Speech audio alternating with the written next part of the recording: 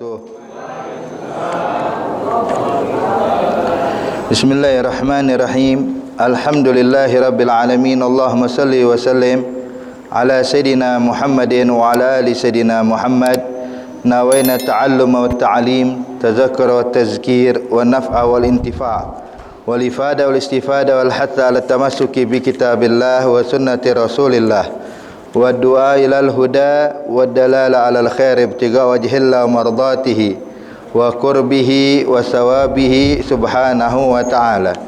Qala al muallif al imam an-Nawawi fi kitabih arba'in nawawiyah nafa'ana Allah bihi wa bi ulumihi wa bi ulumi sairis salihin fi darain amin ila anqal al hadithul ashir an Abi Hurairah radhiyallahu ta'ala anhu qala Rasulullah sallallahu alaihi wasallam inna Allaha tayyibun la yaqbalu illa tayyiba wa inna Allaha amara al-mu'minina bima amara bihil mursalin faqala ya ayyuhar rasulu kulu minat tayyibati wa'malu salihan inni bima ta'maluna alim wa qala ta'ala ya ayyuhalladzina amanu kulu minat tayyibati ma razaqnakum thumma dzakara ar-rajula yutilu safar as'as akbar yamuddu yadayhi ila sama ya rabbi ya rab wa mat'amuhu haramun wa mashrabuhu haram wa malbasuhu haramun wa ghuziya bil haram fa anna yustajabu lidzalik rawahu Muslim. Tayyib. Wa qala an Abi Muhammad Al-Hasan bin Ali bin Abi Talib sibti Rasulillah sallallahu alaihi wasallam wa raihanatuh radhiyallahu anhuma qala hafiztu min Rasulillah sallallahu alaihi wasallam da' ma yaribuka ila ma la yaribuk rawahu Tirmidzi wan Nasa'i wa qala Tirmidzi hadis hasan sahih. Tayyib.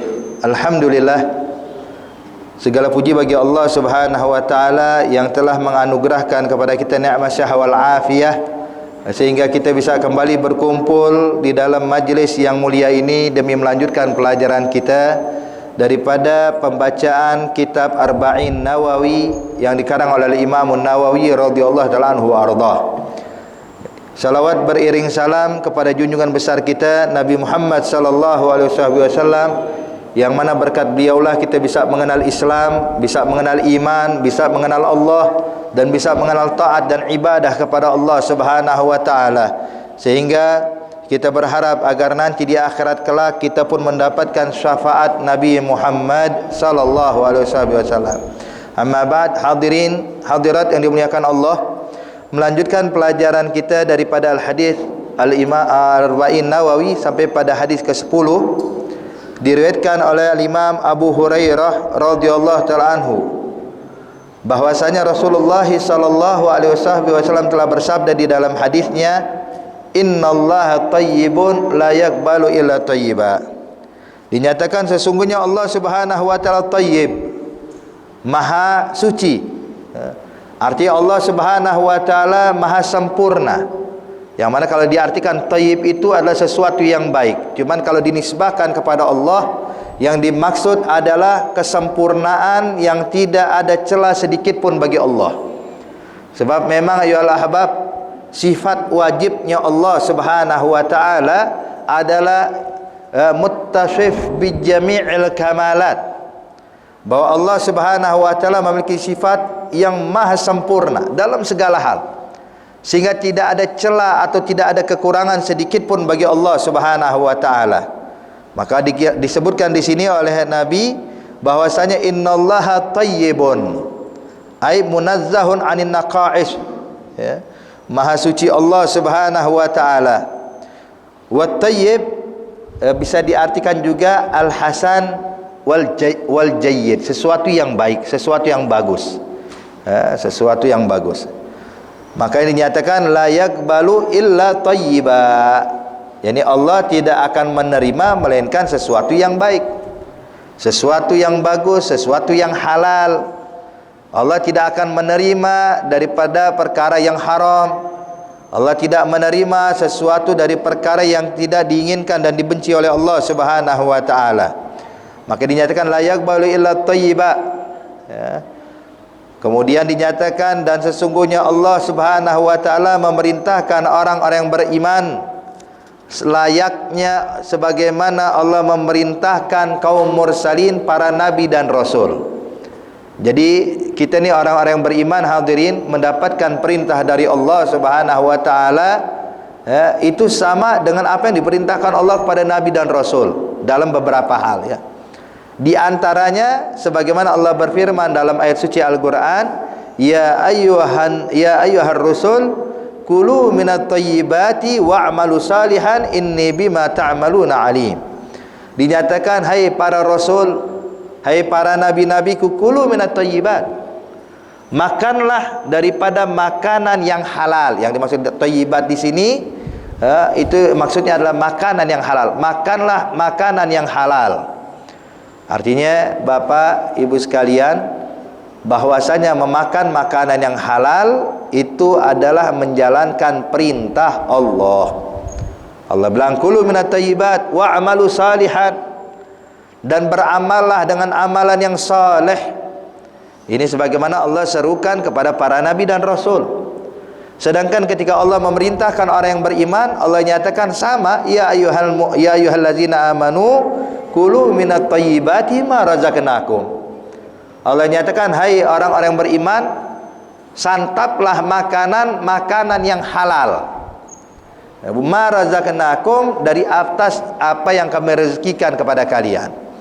Hakaza. Jadi intinya Bapak Ibu sekalian, memakan makanan yang halal itu adalah kita sedang menjalankan perintah Allah, ya.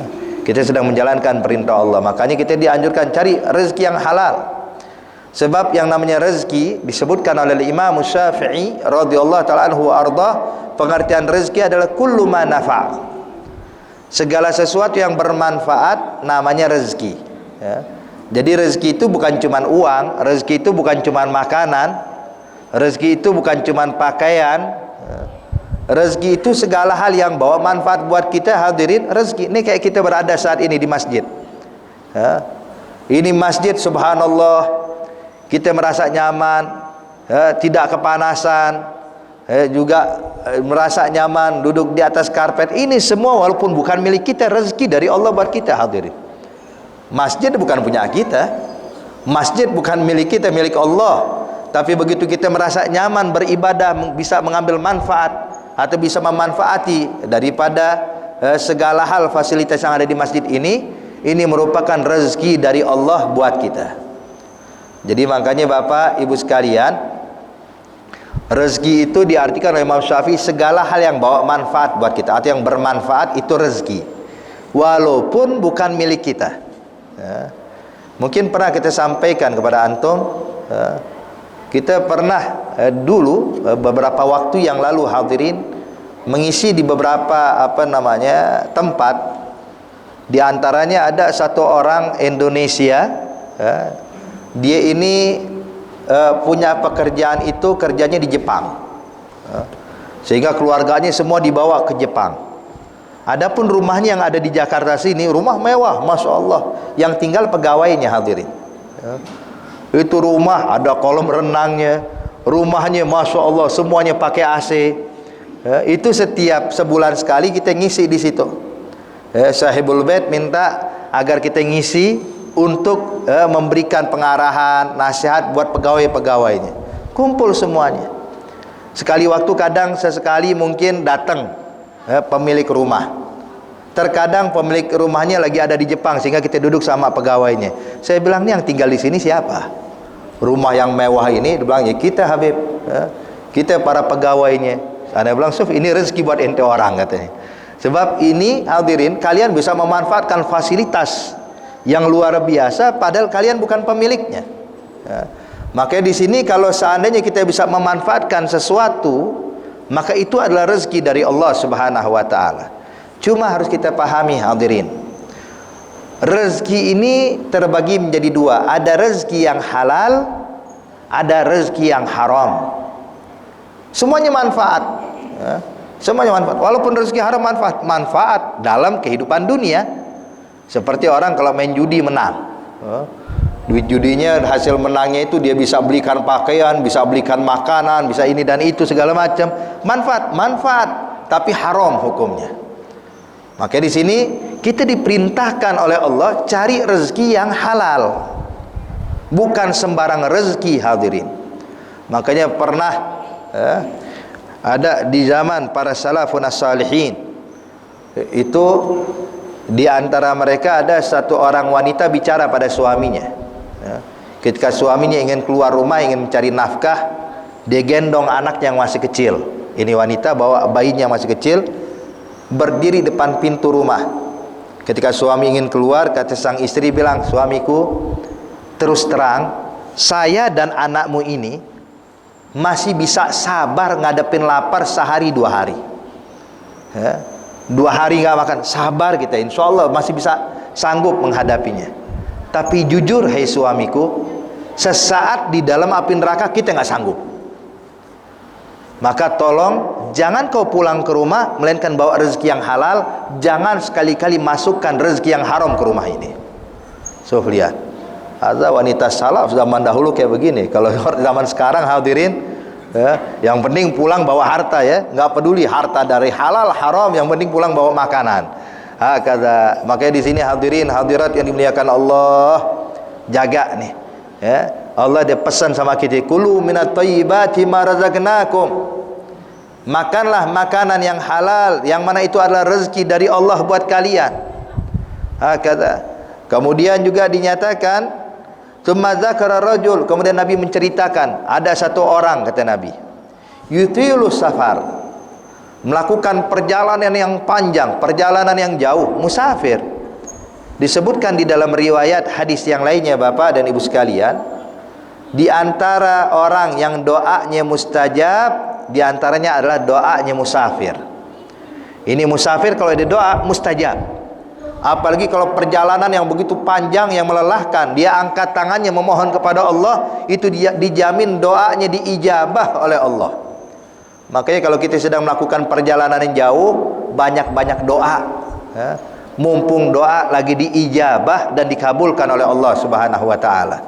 Namun Bapak Ibu sekalian, ternyata disebutkan oleh Nabi Muhammad, tidak semua musafir doanya dikabulkan. Ada musafir doanya tidak dikabulkan oleh Allah. Siapa mereka? Sebagaimana yang disebutkan di sini. Tsumma dzakara rajulan yutilus safar, melakukan perjalanan yang panjang, perjalanan yang jauh, aghbar as'ad, mukanya dipenuhi dengan debu, pakaiannya sudah compang-camping, menunjukkan perjalanan yang sangat melelahkan, perjalanan yang sangat jauh. Yamuddu yadahi ila sama, di tengah perjalanan ini, dalam keadaan yang sulit tersebut, dia pun mengangkat tangannya. Summa yamuddu yadayhi ila sama, dia angkat tangannya, dia berdoa mengatakan, ya Rabb, ya Rabb, ya Allah, ya Allah, minta sama Allah, memohon kepada Allah Subhanahu wa ta'ala.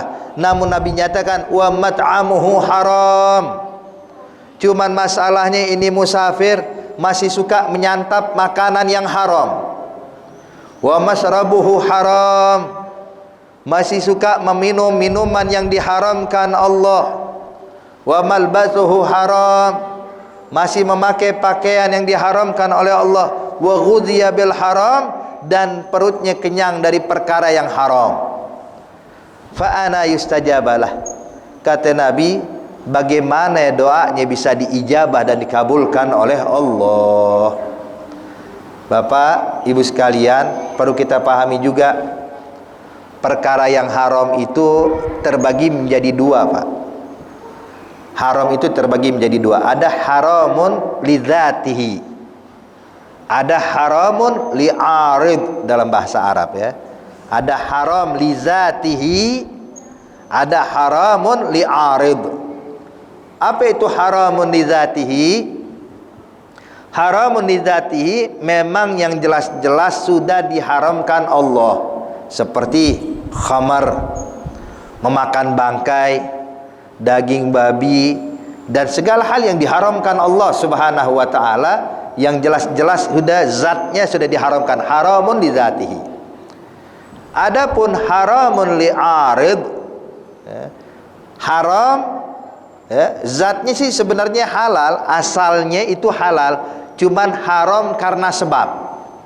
Haramun li arid adalah haram, diharamkan karena sebab tertentu. Contoh, dia mencuri beras, maka berasnya dimakan, maka ini haram. Tapi haram bukan haram di zati, sebab beras bukan perkara yang diharamkan Allah. Beras adalah makanan yang boleh dimakan, cuman karena hasil mencuri berubah jadi haram. Nah di sini Bapak Ibu sekalian, Nabi tidak katakan bahwa makanannya haram li zatihi, enggak. Minumannya haram li zatihi, tidak. Tapi Nabi hanya mengatakan mat'amuhu haram, makanannya haram. Artinya apa? Di sini bisa mengandung dua makna, baik haramun li dzatihi ataupun haramun li arid. Maka kalau seandainya seseorang mencari harta dengan menghalalkan segala cara, dia tidak peduli halal haram, yang penting dapat harta, yang penting dapat keuntungan. Ini yang kayak begini termasuk daripada kategori yang disebutkan dalam hadis Rasulullah ini. Gimana doanya bisa dikabulkan oleh Allah? Makanya Bapak Ibu sekalian, di antara penyebab doa kita tidak diijabah oleh Allah, sebab terkadang kita masih meremehkan makanan yang diharamkan Allah. Mungkin tidak haram li dzatihi, tapi terkadang haramun li arid. Haramun li arid. Maka ini waspadailah, hati-hati, jangan sampai kita remehkan. Kemudian disebutkan di dalam kitab Ihya Ulumuddin, Al-Imam Al-Ghazali menyebutkan, mengutip satu hal, dia bilang barang siapa yang membeli pakaian seharga 10 dirham, membeli baju seharga 10 dirham, 9 dirhamnya dari duit yang halal, 1 dirhamnya dari duit haram, maka kata Imam Ghazali, selama dia memakai baju tersebut untuk sholat, untuk ibadah, dan dia memakai pakaian tersebut, maka ibadahnya nggak ada yang diterima sama Allah Subhanahu wa ta'ala. So, kalau ibadah pakai baju itu, sholat pakai baju tersebut, tidak diterima sholatnya, tidak diterima ibadahnya. Kenapa? Sebab masih mengandung daripada perkara yang diharamkan Allah. Bahkan Imam Ghazali bilang, Bapak Ibu sekalian, jangankan 1 dirham, 1 helai benang saja dari yang diharamkan Allah melekat pada tubuh orang tersebut menjadi pakaian, maka selagi ada pakaian yang ada benang yang diharamkan, ibadahnya pun juga nggak bakal diterima oleh Allah. Coba Bapak kita renungkan, yang namanya pakaian ini, kata Imam Ghazali, selagi dipakai sholat nggak diterima. Arti kalau kita pakai baju yang lain, sholat bisa diterima, betul ya? Ini kalau pakaian Pak bisa gonta-ganti. Tapi gimana kalau seandainya makanan haram udah mendarah daging sama diri kita, menjadi energi kita, menjadi bagian dari tubuh kita, gimana sholatnya bisa diterima oleh Allah? Makanya jangan remehkan makanan haram, jangan remehkan, sebab dinyatakan man akalal haram sa'at jawarihuh sya'am aba. Kata Nabi Muhammad, barang siapa yang memakan makanan yang haram, dijamin anggota tubuhnya bahkan bermaksiat kepada Allah. Mau nggak mau, suka nggak suka, pasti bakal digunakan untuk maksiat pada Allah. Ini kalau dia biasa menyantap makanan yang haram. Kemudian juga dinyatakan dalam hadis yang lainnya, man nabata lahmahu min haram fannar aula bih. Kata Nabi, barang siapa yang tubuhnya dia dari perkara yang haram, makan makanan yang haram, maka tempat orang ini di neraka Allah, bukan di dalam surga. Walaupun ibadahnya banyak, tetap neraka, na'udzubillah min zalik. Maka dulu pernah hadirin, ketika Rasulullah sallallahu alaihi wasallam bercerita tentang turunnya Dajjal kepada para sahabat-sahabat Nabi, kata Rasulullah, "Hei sahabat-sahabatku, nanti di akhir zaman bakal turun Dajjal, yang mana Dajjal ini adalah fitnah terbesar bagi umatku," kata Rasulullah. Ini Dajjal Ketika turun dia bakal memonopoli semua ekonomi, semua pangan, semua makanan, semuanya dimonopoli oleh Dajjal. Sehingga orang yang beriman kepada Allah, yang tidak beriman kepada Dajjal, yang tidak mengikuti Dajjal, itu tidak diizinkan menyentuh sedikit pun bahkan sesuap dari makanan. Semua dikuasai. Dajjal bagikan kepada pengikutnya. Sehingga orang-orang yang tidak mengikuti Dajjal akan kelaparan semuanya. Saat itu satu sahabat bilang kepada Rasulullah, kebetulan ini sahabat orang Badui, ya. Dia bilang, ya Rasulullah, kalau saya hidup di zaman Dajjal, ya, kalau saya hidup di zaman tersebut, saya sih mudah aja ya Rasulullah. Kata Nabi, bagaimana? Saya pura-pura jadi pengikut Dajjal. Untuk bisa makan, selesai makan saya keluar. Artinya udah cuma untuk makan doang, ya, insya Allah kita kelabui Dajjal, ya. Kita bohongi Dajjal ini. Jadi kita pura-pura ngikutin dia, kita makan, udah kelar makan, udah kenyang, balik lagi. Kata Nabi, gelak, jangan hai sahabatku, kata Rasulullah. Kenapa? Siapa yang bisa jamin kalau engkau dia menyantap makanan Dajjal untuk kembali beriman kepada Allah? So, lihat. Artinya apa? Pengaruh makanan hadirin dahsyat. Dampaknya besar. Kata Nabi, siapa yang bisa jamin engkau setelah menyantap makanan Dajjal bisa kembali ke jalan yang benar? Ya. Oh, artinya ini makanan yang disantap oleh seseorang, lihat, bisa mempengaruhi kehidupan dia, mempengaruhi pola pikirnya dan selanjutnya. Maka di sini hadirin hadirat yang dimuliakan Allah, lihat dampaknya makanan ini kalau seandainya kita tidak menyantap makan yang halal bisa buruk. Dan bukan berarti hadirin kalau makanan halal wah pasti baik semua, ya belum tentu juga. Makanan yang halal, ya, makanan yang halal hadirin, kalau berlebihan juga nggak baik. Ya, kalau berlebihan juga nggak baik. Oh ini halal, makan 3 piring nambah ya. Oh, 3 piring, mumpung halal, lah jangan. Setiap yang berlebihan pun juga nggak baik hadirin. Ya, itu Rasulullah bilang di dalam hadis, cukup. Ya, kalau mau beberapa suap makanan untuk nyambung hidup aja cukup, kata Rasulullah. Ya paling enggak 1/3 buat nafas, 1/3 buat makanan, 1/3 buat minum. Ya. Jadi perut kita ini dibagi 3, 1/3 buat makanan, 1/3 buat air, 1/3 buat nafas. Hakadha. Terus terang kita belum sanggup kayak begini hadirin ya. Belum sanggup. Tapi ala kulli hal, sebab kebanyakan perangai seseorang itu berubah tergantung dari apa yang dia makan hadirin. Tergantung apa yang dia makan. Makanya di sini jangan meremehkan tentang makanan sedikit pun. Berusahalah menyantap makanan yang halal, apalagi kalau kita punya kewajiban memberikan nafkah untuk keluarga, maka berikanlah nafkah yang halal, jangan sedikit pun masukkan perkara yang haram untuk mereka. Kemudian hadis berikutnya diriwayatkan oleh Abi Muhammad Hasan bin Ali bin Abi Talib sibti Rasulillah.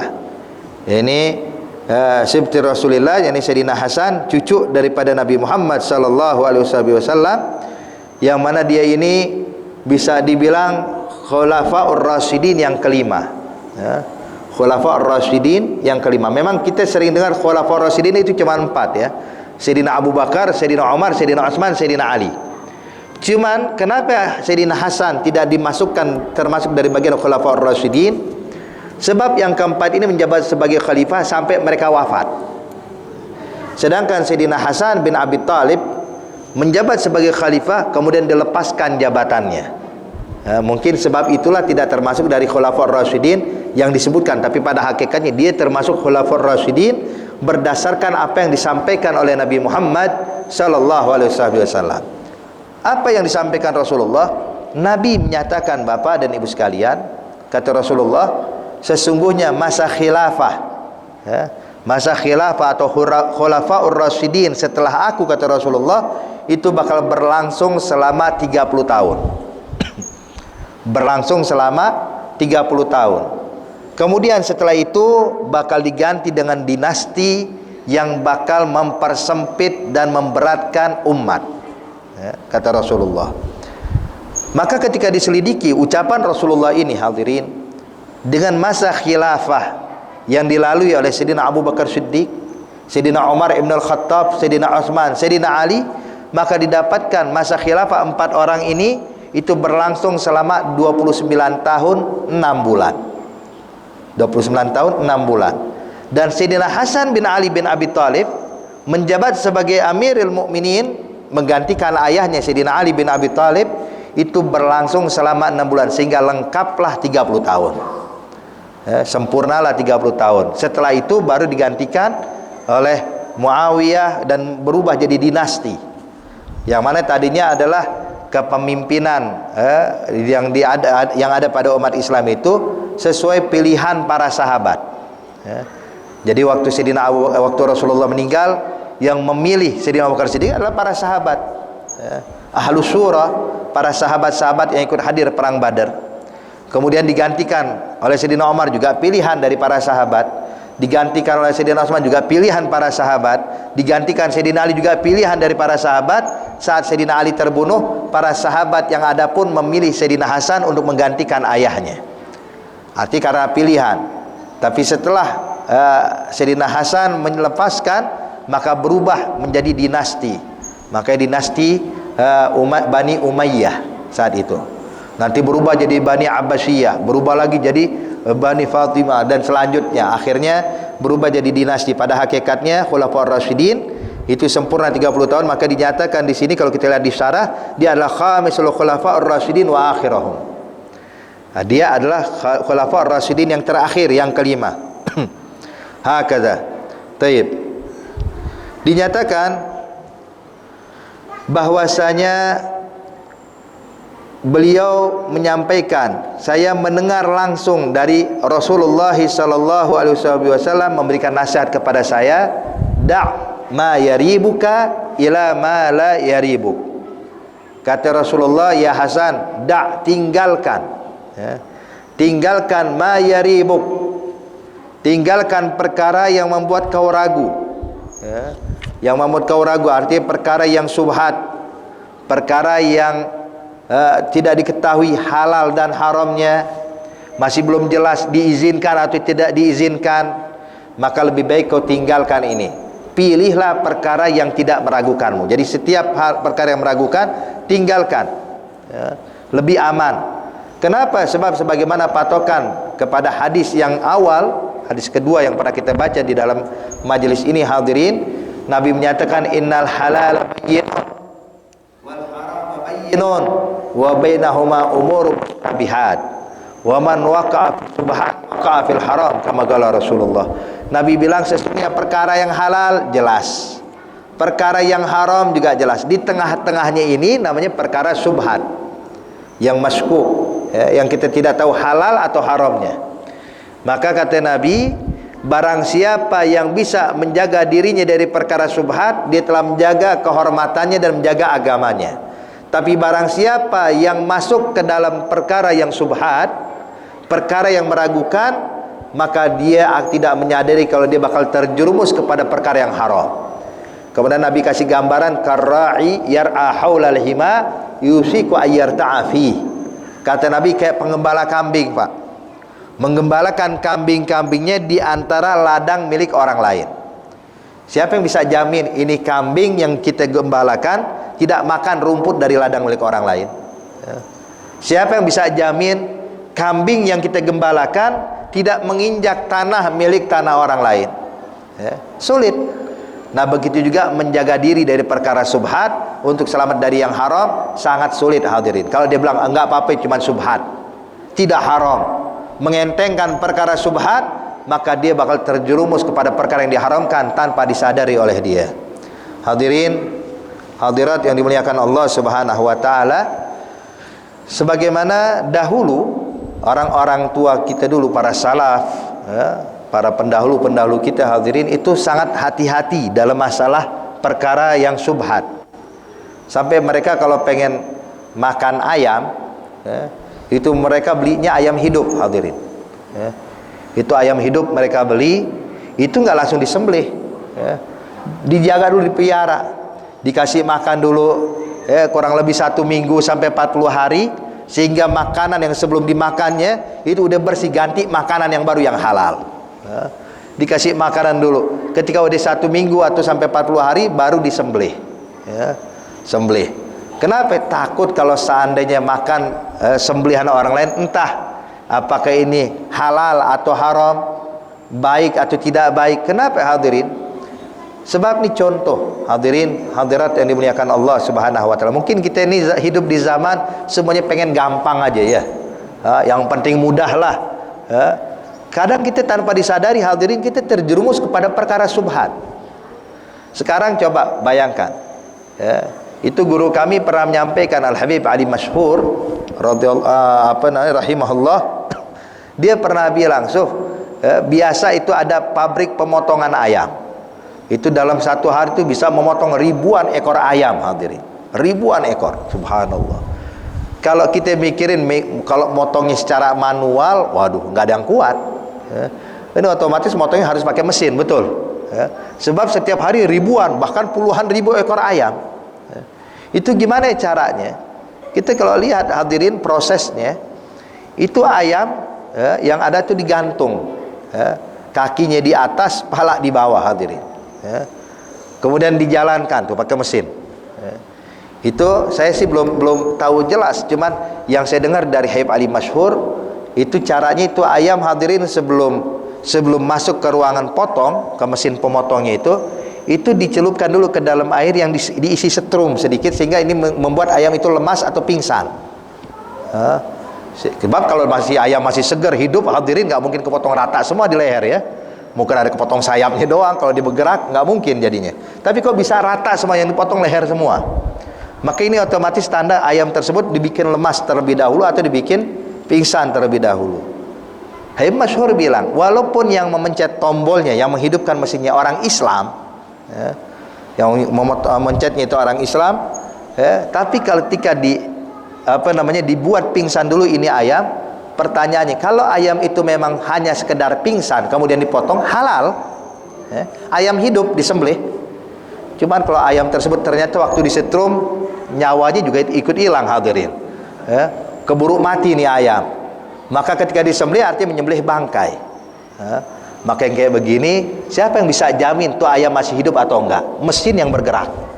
Maka kata Habib Masyhur, ini pun juga termasuk perkara subhat katanya. Coba lihat. Kalau kita mah nggak peduli ya, yang penting ayam halal. Padahal kalau kita mau lihat kefiahnya, kita bakal masuk hadirin, ini perlu kehati-hatian dari kita. Kalau dibilang, memang apa sih yang bisa bedain ini ayam masih hidup atau ayam sudah mati? Kalau ayam masih hidup walaupun pingsan hadirin, tapi hidup, itu ketika disembelih beda dengan ayam yang memang sudah mati. Apa itu perbedaannya? Kalau ayam itu masih hidup, ketika disembelih maka darahnya masfuh. Darahnya itu keluar menyembur, walaupun ayam pingsan. Yang penting kalau dia hidup, ini darahnya masih menyembur. Tapi kalau ayam mati disembelih, nggak ada keluar darah lagi, cuma netes doang begitu. Maka di sini kalau membedakan nih ayam pingsan apa mati, lihat kalau disembelih bagaimana. Cuman kan kita nggak bisa lihat, semua mesin. Maka ini hadirin hadirat yang dimuliakan Allah, lihat kalau kita mau benar-benar wara, benar-benar berhati-hati. Kalau mau contoh seperti orang dulu enak, cuman zaman sekarang siapa yang mau melakukannya? Beli ayam hidup, nggak ada tempat miara ayam. Yang ada kita beli ayam di pasar. Ayam di pasar juga sama juga, nggak tahu siapa yang motongnya hadirin. Apakah mesin atau dia potong secara manual. Ala kulli hal, intinya di sini dipesankan oleh Rasulullah, da' ma yaribuk ila ma la yaribuk. Tinggalkan perkara yang meragukanmu, ambil yang tidak meragukanmu. Ini juga perkara yang meragukan, seperti contohnya kalau ada perkara khilaf antara ulama. Ada perkara khilaf antara ulama, ada yang mengatakan halal, ada yang mengatakan haram. Lebih baik gimana, Beb? Tinggalkan. Cari yang jelas-jelas halal. Makanya Bapak, Ibu sekalian, kita ini hidup di zaman yang memang pengen mencari yang halal 100%, kita udah sulit nih. Sulit. Makanya guru kami Al Habib Umar bilang, kalau ente mau makanan atau minuman yang benar-benar halal 100%, 100%, gimana? Waktu turun hujan, ente tadahkan tangan ente begini ke air hujan, kemudian ente minum. Ini halal. Cuman kalau saya bilang zaman sekarang hatta hujannya kadang dibuat dengan sesuatu ya. Mau cari yang halal sekarang repot. Mau air laut kita minum hadirin, baru halal tuh. Makanya di sini perlu waspada. Jadi ini hadis bukan berarti untuk mempersulit kita hadirin, tapi ini hadis untuk mengajarkan pada kita sifat wara. Dahulu Al-Imam Sayyidina Abu Bakar Siddiq radhiyallahu ta'ala anhu wa ardhah, pernah ketika beliau pulang ke rumah dalam keadaan haus, dilihat di atas meja ada susu. Maka Sayyidina Abu Bakar Siddiq meminum itu susu karena saking hausnya diminum. Selepas dia minum, dia tanya kepada pembantunya, "Pembantuku, ini susu dari mana? Ya, apakah dari kambing perah kita atau dari mana?" Dia bilang, "Maaf ya Khalifah Rasulullah, ya Sayyidina Abu Bakar Siddiq, ini susu bukan dari kambing perah milik kamu, tapi ini susu milik daripada tetangga kita yang Yahudi. Ya, ini tetangga kita yang beragama Yahudi lagi bikin pesta. Ya, bahkan ini wadahnya pun juga wadah milik dia. Jadi bukan cuma susunya, Bu, bahkan itu wadah milik dia." Maka Sayyidina Abu Bakar Siddiq dengar kayak gitu, khawatir ini wadah takut pernah digunakan buat minuman keras, buat digunakan sebagai meletakkan khamar, belum dicuci dengan cara yang benar, akhirnya jadi najis. Maka Sayyidina Abu Bakar Siddiq pun keluar dari rumahnya, kemudian menyongkel daripada mulutnya hadirin. Dia muntahkan tuh susu yang barusan dia minum. Bahkan dimuntahkan secara luar biasa sampai itu susunya sudah habis keluar, sisa makan yang di perut pun ikut keluar. Dan dia tidak berhenti mencongkel dari mulai berdiri sampai terjatuh, sampai duduk. Saking gak kuatnya memuntahkan isi perutnya, sampai orang-orang pun kesian lihat dia. Sampai jangan-jangan nih Abu Bakar Siddiq kalau terus begini bisa meninggal urusannya. Sampai bilang, "Kalau ya Abu Bakar, irham nafsak, ultuf bak." Ya, sayangi dirimu ya Abu Bakar, jangan kau paksakan sedemikian rupa. Kata Abu Bakar Siddiq, "Kalaupun ini susu ini harus keluar dengan nyawaku, saya paksa walaupun keluar dengan nyawaku," katanya. Yang penting tidak ada makanan yang subhat atau haram masuk ke dalam perutnya. Makanya hadirin, hadirat yang dimuliakan Allah, ini yang kayak begini nih, lihat ibadahnya pun beda. Orang yang bisa menjaga diri dari perkara yang haram, ibadahnya akan lebih khusyuk, sholatnya bakal lebih khusyuk, bakal lebih menghadirkan hatinya. Makanya jangan sampai seperti ada sifat kehati-hatian orang Badui, ya, mungkin pernah kita ceritakan di sini, wara'ul Badui. Jadi ada satu orang Badui ini melazimkan sholat di masjid, melazimkan dia antara maghrib dengan isya, duduk di masjid i'tikaf, baca Quran sampai azan isya pulang ke rumah. Pokoknya tiap hari begitu rutinitasnya. Ketika dia pulang selepas sholat isya, berjumpa dengan sahabatnya, teman duduknya dia, ada di depan pintu rumah lagi bawa kambing. Ditanya, "Fulan, ya Badui, bolehkah saya numpang menyembelih kambing ini di rumahmu?" Kata Badui ini, "Silahkan. Rumahku, rumahmu juga, silakan, ayo mau nyembelih silakan." Cuman sang Badui mikir, ini dia kenapa nyembelih di rumah saya? Kan ada di rumah dia, kenapa nggak nyembelih di rumah dia? Ditanya, "Engkau kenapa nggak nyembelih di rumahmu?" Dia bilang, "Mohon maaf ya Badui, kenapa? Sebab nih kambing boleh mencuri milik tetangga saya. Jadi kalau saya nyembelih di rumah saya ketahuan nanti, makanya saya numpang nyembelih di rumah ente." Dia bilang, "Astagfirullah, ente mencuri kambing terus ingin menyembelih di rumah saya?" Dibilang, "Ya Badui, engkau nggak usah pikir apa-apa, engkau nggak usah makan dagingnya, kan yang haram cuma dagingnya doang." Bilang, "Ya sudahlah, silahkan." Dibawa masuk ke belakang. Terus tetangganya si orang temannya bilang, "Badui, pinjamkan saya golok untuk menyembelih kambing." Dipinjemin, "Nih goloknya." Disembelih kambing, dikuliti. Ini Badui, Pak, cuma ngeliatin temannya lagi ngurus ini kambing sambil baca istighfar. Astagfirullah, astagfirullah, astagfirullah, ya, hadza haram, nggak boleh dimakan. Sampai akhirnya temannya bilang, "Ya Badui, pinjamkan saya wadah panci untuk memasak kambing ini." Bang, dikasih, silahkan.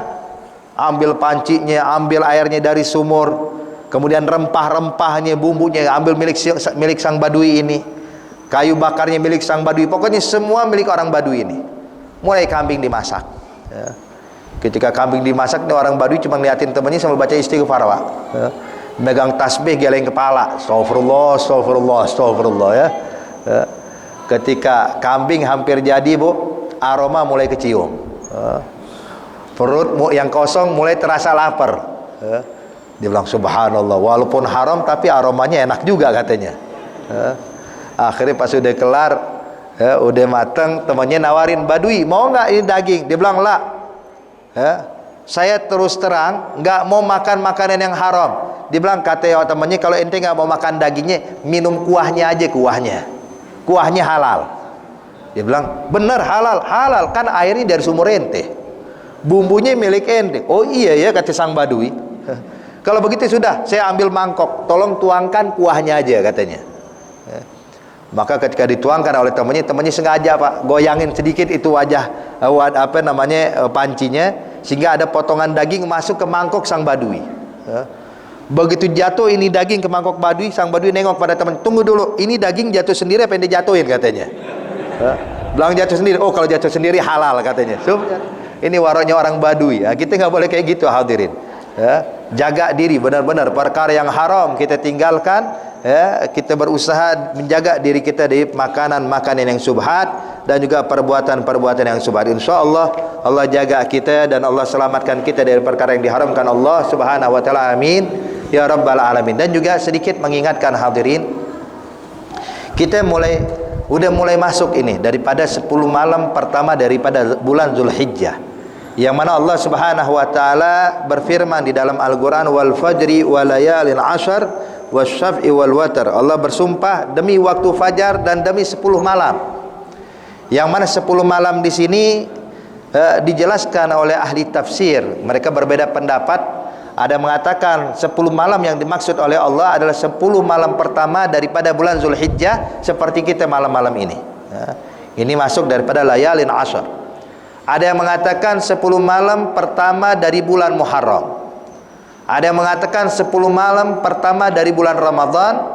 Dan pendapat keempat mengatakan 10 malam terakhir dari bulan Ramadan.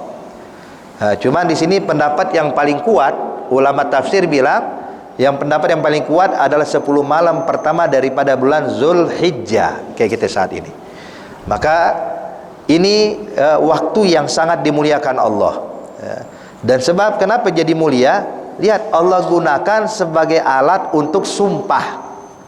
Yang namanya sumpah itu, kita bakal menggunakan sesuatu yang mulia. Kita kalau bersumpah bakal menyebutkan demi Allah. Karena demi Allah artinya menunjukkan Allah itu maha mulia, sehingga kita nggak berani melanggarnya. Nggak mungkin orang bersumpah dengan perkara yang sepele. Demi sendal saya. Ini artinya meremehkan, hadirin. Yang namanya sumpah itu akan sesuatu yang besar, yang mulia. Nah, ketika Allah nyatakan walayalin 'ashar, artinya Allah bersumpah demi 10 malam. Menunjukkan 10 malam ini sangat mulia di mata Allah. Sangat mulia di sisi Allah Subhanahu wa taala.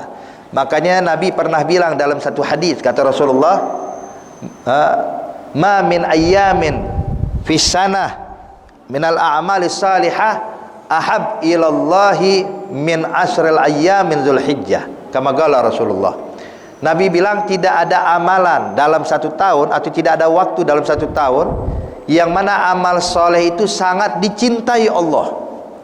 Ahab ilallah min asril layal, dari 10 malam pertama daripada bulan Zulhijjah.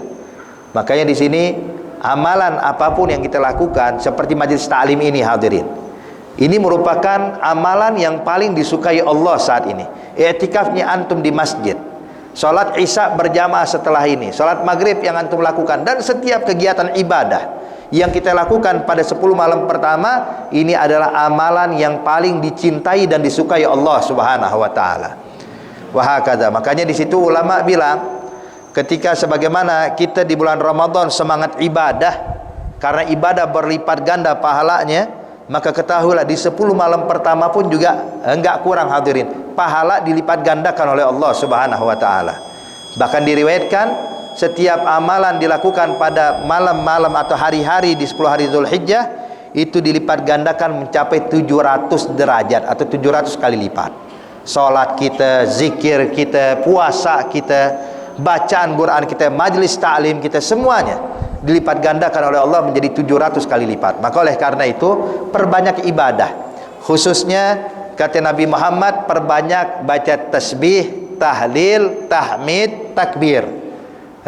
Baca subhanallah walhamdulillah wala ilaha illallah Allahu akbar.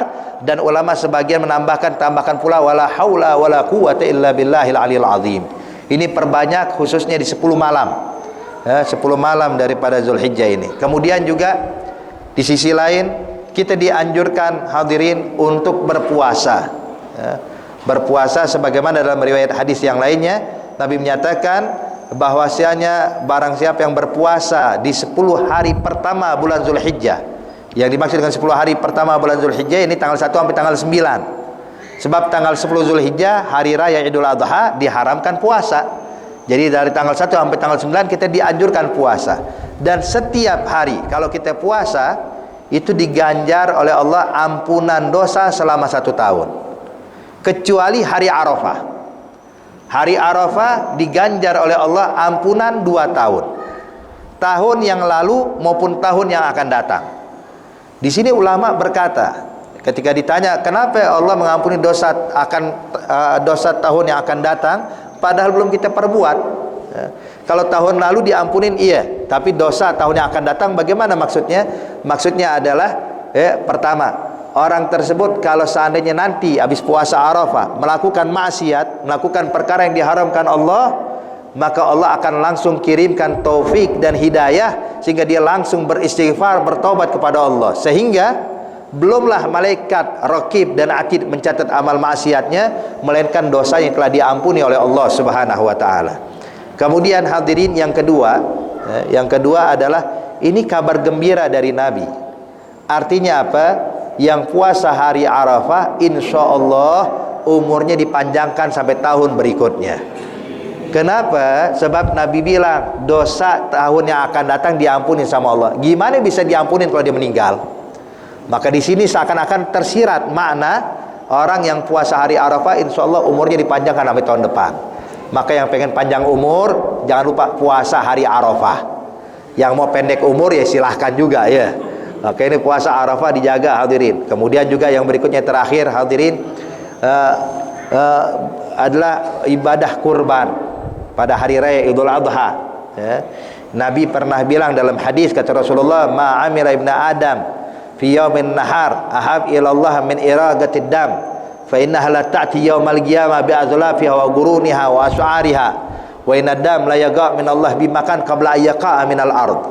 Kata Nabi Muhammad, sesungguhnya amalan yang paling afdal dilakukan oleh kita pada hari raya Idul Adha adalah ibadah kurban. Jadi yang punya kemampuan berkurban, jangan enggan. Keluarkan uang sedikit hadirin. Beli 1 ekor kambing, mau urunan beli 1 ekor sapi, 7 orang silahkan. Sebab ini adalah ibadah yang paling afdal. Sampai sahabat nanya, ya Rasulullah, apakah lebih afdal daripada jihad? Kata Nabi, iya, afdal daripada jihad. Kecuali kata Nabi, kalau ada orang berjihad membawa harta dan nyawa dan tidak pulang bawa apapun, artinya meninggal di medan perang, itu baru afdal. Tapi kalau masih balik, kurban lebih afdal. Maka di sini hadirin, berkurban yang punya kemampuan, ayo laksanakan kurban. Dirikan syiar Allah Subhanahu wa taala. Kemudian juga dianjurkan, dinyatakan bahwa ini amalan yang paling disukai Allah Subhanahu wa taala pada hari raya Idul Adha. Nabi mengecam hadirin, kalau ada orang punya harta cuman gak mau berkurban, padahal mampu tapi gak mau berkurban, ini dikecam oleh Rasulullah. Sampai Nabi katakan, kalau ada orang punya kemampuan untuk berkurban cuman dia tidak berkurban, kata Nabi, jangan coba-coba dekatin tempat sholat kita. Artinya gak diakuin sama Rasulullah. Makanya hadirin Bapak Ibu sekalian, yang mampu berkurban, berkurbanlah. Dan ini nanti hewan kurban yang kita sembelihkan, yang kita sembelih nantinya, itu kata Nabi, la ta'ti yaumal qiyamah bi adlafiha wa guruniha wa as'ariha. Itu hewan kurban nanti di akhirat bakal datang tuh lengkap dengan kulitnya, lengkap dengan tanduknya, lengkap dengan kukunya. Untuk apa? Bersaksi di hadapan Allah kalau kita sudah mendekatkan diri kita kepada Allah dengan berkurban, sehingga meringankan azab, bisa menolong kita nanti di akhirat. Kemudian juga dinyatakan dalam hadis tersebut, darah hewan kurban yang kita sembelih belum lagi nyampe ke tanah, yang berkurban derajatnya sudah diangkat ke derajat yang sangat tinggi di sisi Allah. Maka kita harapkan agar kita yang punya kemampuan berkurban, ayo laksanakan berkurban, biar mendapatkan kedudukan yang mulia di sisi Allah Subhanahu wa taala. Semoga Allah melimpahkan taufik dan hidayah untuk kita semuanya, amin ya rabbal alamin. Al-Fatihah bil qabul wa tamamul kullu ma'mul yaghfir walidina walidikum amwatina amwatikum amwatil muslimin ajmain. Annallaha ta'ala taghashshahum birahmah wal maghfirah, sekinahul jannah wa farij 'alal muslimin. Yakhtim lana wa lakum bil husna wa huwa radin 'anna fi khairin wa lutfin wa afiyah wa ila hadratin nabi Muhammadin sallallahu alaihi wasallam. Al-Fatihah. Bismillahirrahmanirrahim. Alhamdulillahirabbil alamin arrahmanirrahim maliki yaumiddin iyyaka na'budu wa iyyaka nasta'in ihdinas siratal mustaqim siratal ladzina an'amta 'alaihim. Rabbana taqabbal minna innaka antas samiul alim wa tub 'alaina innaka antat tawwabur rahim. Da'wahum fiha subhanakallahumma tahiyyatuhum fiha salam wa akhiru da'wahum alhamdulillahi rabbil alamin. Wassalamu alaikum warahmatullahi wabarakatuh. Silakan.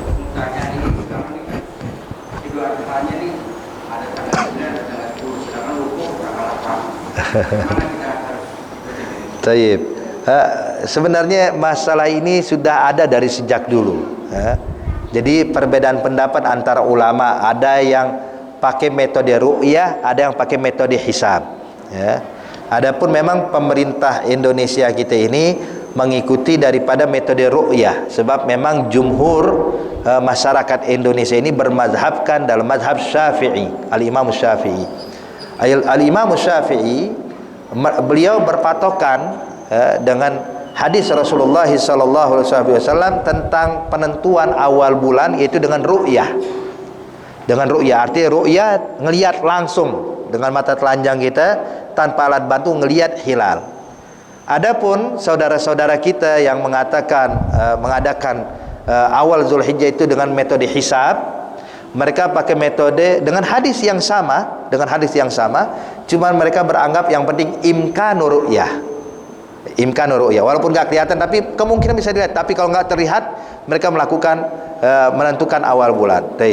Jadi yang aman hadirin, memang kalau antum tanya ikutin yang mana, pemerintah atau yang mana, terserah ikut yang mana. Cuman kalau saya lebih milih ikutin yang pemerintah.